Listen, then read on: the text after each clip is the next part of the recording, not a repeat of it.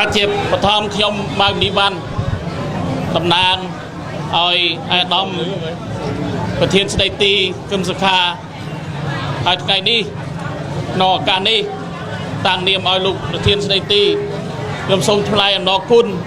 យ៉ាងជ្រាលជ្រៅបំផុតដល់បងប្អូនជនជាតិខ្មែរទាំងអស់ដែលមកចូលរួមសង្កេតការណ៍អំពីព្រឹត្តិការណ៍ថ្ងៃទី14នេះតាំងពីព្រឹករហូតទល់ស្មើនេះស្ថានភាពមកទល់ពេលនេះយើងឃើញថាវានៅត្រឹងហើយយើងដឹងទាំងអស់គ្នាថាក្រមមេធាវីគណៈបក្សសង្គ្រោះជាតិបានធ្វើលិខិតជូនដំណឹងទៅតុលាការរាជធានីភ្នំពេញ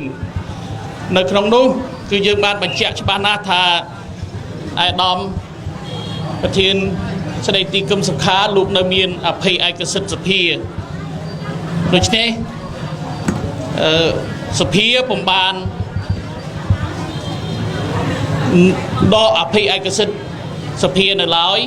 គឺថាដកអភ័យឯកសិទ្ធិតតការសម្លេង2/3នៃសមាជិកសភាទាំងមូលបាទហើយទី2គឺអាដាមប្រធានស្ដីទីគឹមសុខាมันមានបទល្មើសជាក់ស្ដែងទេដូច្នេះលោក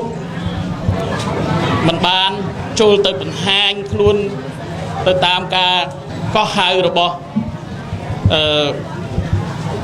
ចៅក្រមស៊ើបសួរទេបាទហើយ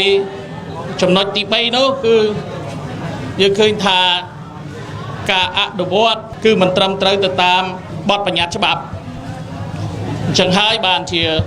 លោកមិនបានចូលទៅបង្ហាញខ្លួននៅតុលាការក៏ប៉ុន្តែយើងមានក្រុមមេធាវីបានធ្វើលិខិតបំភ្លឺហើយបាទហើយការងារដែលយើងត្រូវធ្វើបន្តគឺយើងត្រូវតែបន្តធ្វើញត្តិបាទធ្វើញត្តិនៅតាមមូលដ្ឋានតទៅទៀតហើយយើងម្សិលមិញយើងបានទទួលញត្តិទៅនឹងសប្តាហ៍ទី1ហើយយើងនឹងធ្វើបន្តទៀតហើយយើងនឹងសម្រេចថាថ្ងៃណាមួយយើងនឹងហែញត្តិនេះទៅថ្វាយដល់ប្រកាសណាឱកាសនេះដែរខ្ញុំតំណាងឲ្យអាដាមប្រធានស្ដីទីគឹមសុខាសូមអំពាវនាវបងប្អូនជនជាតិទាំងអស់សូមមេត្តាឃ្លាំមើលនិងសង្កេតការតទៅទៀតបាទព្រឹត្តិការណ៍ជាបន្តទៀតទៅតែវាវិវត្តទៅដល់កម្រិតណាបាទសូមឲ្យចូលរួមឃ្លាំមើលជាមួយគ្នាបន្តទៅទៀតបាទចំពោះនៅថ្ងៃទី19គឺយើងនៅតែបន្តធ្វើ